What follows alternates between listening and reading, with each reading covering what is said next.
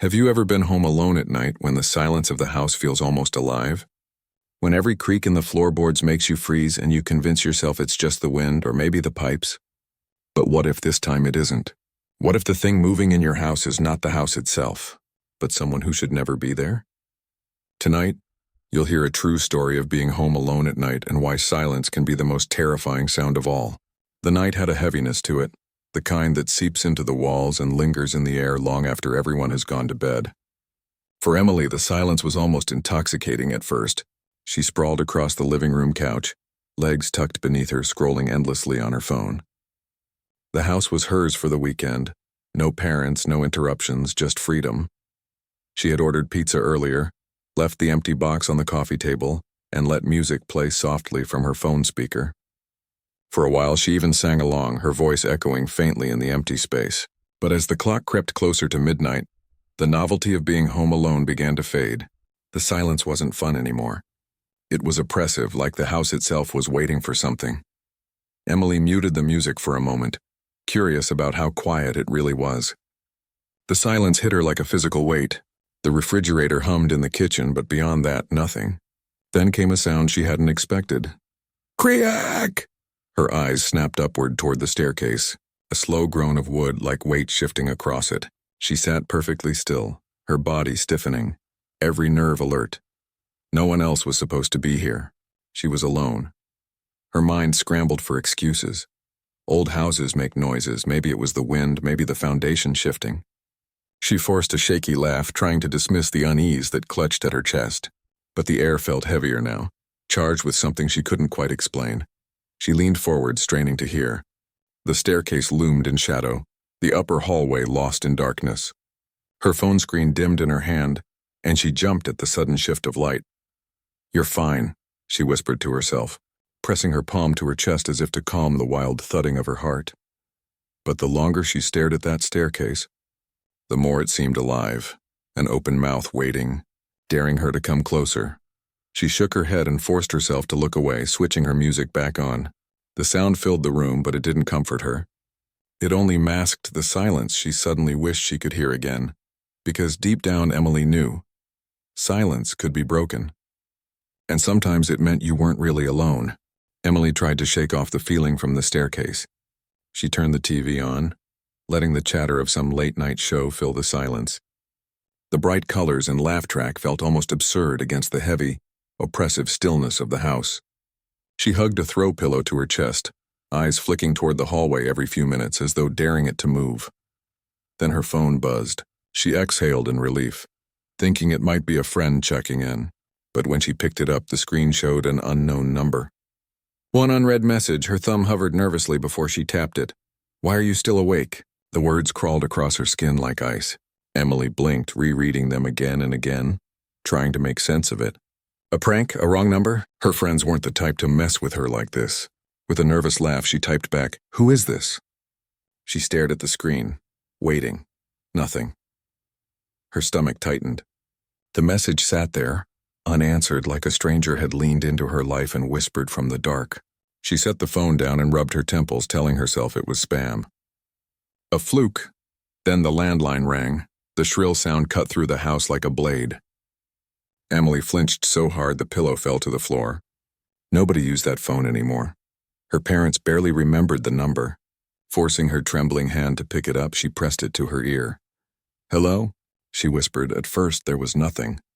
Then breathing, slow, heavy, too close, her throat constricted. "Who is this?" The line went dead. Emily's knees felt weak. She stood frozen, clutching the phone as the quiet roared back around her. Then something flickered in the corner of her vision. She turned her head toward the window. Her heart nearly stopped. At the far edge of the yard, just beyond the glow of the porch light, a figure stood motionless in the shadows, unmoving, watching. Emily's breath hitched as her pulse thundered in her ears. Panic surged through her body, her instincts screaming at her to lock everything. She rushed to the doors, twisting bolts and sliding locks with trembling hands. The echo of metal clicks too loud in the empty house. But no matter how many locks she turned, she couldn't shake the feeling that it was already too late. The lights flickered once, then again, and died, plunging the house into suffocating darkness. Emily's breath caught in her throat.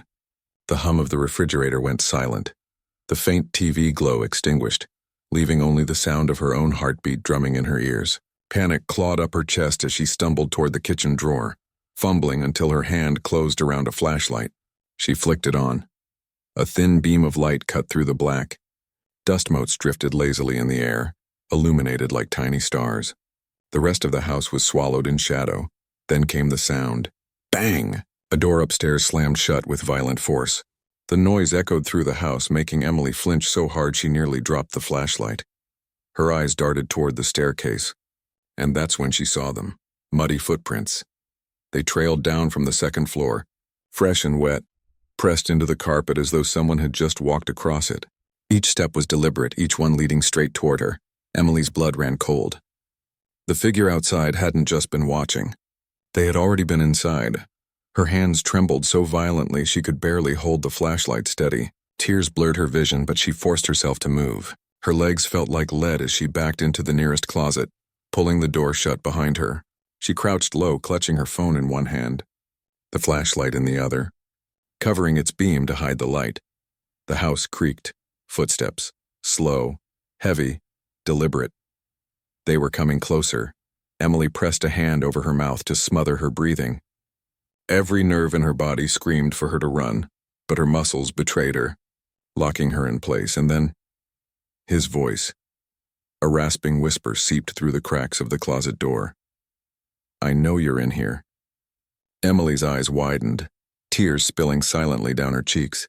Her phone shook in her grip as she dialed 911 with trembling fingers. She pressed it to her ear, whispering her address through shaky breaths. The operator's voice was calm, steady. "Stay quiet. Help is on the way." But the intruder chuckled low, close, so close she could feel the vibrations in the door.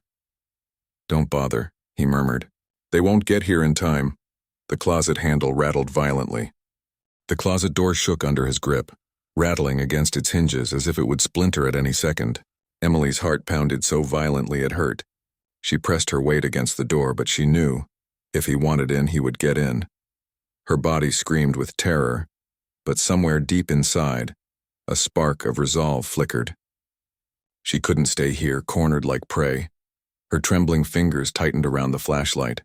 With a sudden burst of courage, Emily shoved the door open, blasting the beam of light straight into his face. The man staggered back, hissing like an animal caught in daylight. His mask was crude, torn fabric with uneven eye holes, dirt-stained, grotesque. His outline loomed tall and broad in the dim glow, blocking the hallway like a shadow made flesh. Emily bolted past him, sprinting down the hall, her socks sliding across the wooden floor. She didn't dare look back, only forward toward the one place that offered her a chance. The kitchen. Her lungs burned as she reached it, fumbling desperately at the counter. She yanked a knife free from the wooden block, her knuckles white, the metal shaking in her grip. Her flashlight beam danced wildly across the walls until it landed on him again. He was coming. Slow. Deliberate. Enjoying her fear. "Don't run," he crooned, his voice low and mocking. "It's more fun this way." Emily's stomach lurched, but she stood her ground. Her entire body quivered as he stepped closer, the floorboards groaning beneath his boots. For a split second, time slowed. She saw her reflection in the knife, her wide, tear-streaked eyes, her shaking body. And then, with a ragged breath, she whispered to herself, "No more hiding." The man lunged. Emily swung the knife with every ounce of strength she had. The blade sliced across his arm, just enough to make him roar in pain and stumble back. Adrenaline surged through her veins. She raised the knife again, her flashlight beam catching his mask, highlighting the fury in his eyes, and then salvation. Sirens. Faint at first, then growing louder, flooding the night with hope. The intruder snarled, clutching his bleeding arm, but Emily didn't lower the knife. Not now, not until help arrived. For the first time that night, she wasn't running. She was fighting. Red and blue lights painted the walls in strobing flashes as the front door burst open. Officers swarmed the house, shouting commands, their boots pounding against the floor. Emily stood frozen in the kitchen, the knife still clutched in her trembling hand, her chest heaving as though her ribs might snap. 2 officers rushed past her, tackling the masked intruder to the ground. He thrashed and howled, curses spilling from behind the filthy cloth that hid his face. Metal clicked as handcuffs snapped around his wrists. The sound was sharp, final, like a door slamming shut on a nightmare. Emily staggered back, her body shaking uncontrollably. Her grip on the knife was so tight her hand had gone numb. A gentle voice cut through the chaos. "Miss, you're safe now. Let go. It's over." One of the officers, his expression steady but kind, carefully pried the knife from her hand. The weight slipped away, leaving her fingers aching as if they didn't remember how to be empty. She collapsed onto a chair, tears sliding freely down her face. Relief crashed over her, but it didn't bring comfort. It was hollow, fragile, like glass that could shatter at the slightest touch. She stared at the man on the floor as they dragged him out of the house. Even restrained, his presence felt heavy, poisonous, as though he'd left part of himself behind in the walls. "You were incredibly brave," the officer told her. But Emily didn't feel brave. She felt broken. The silence that followed the sirens was suffocating once more, filled with echoes of his whisper, "I know you're in here." And yet, as the last police car pulled away, its taillights fading into the night, something inside her shifted. She walked slowly to the window, her reflection faint in the glass. The house stood still, quiet again, but not in the same way. The silence no longer felt like a predator waiting to pounce. It felt like proof. Proof that she had survived. Emily whispered into the empty room, her voice raw but steady. "Sometimes being alone doesn't mean you're helpless. Sometimes it means you're the only one strong enough to survive." The silence answered her with nothing at all, but in that stillness she found strength, and a truth she would never forget.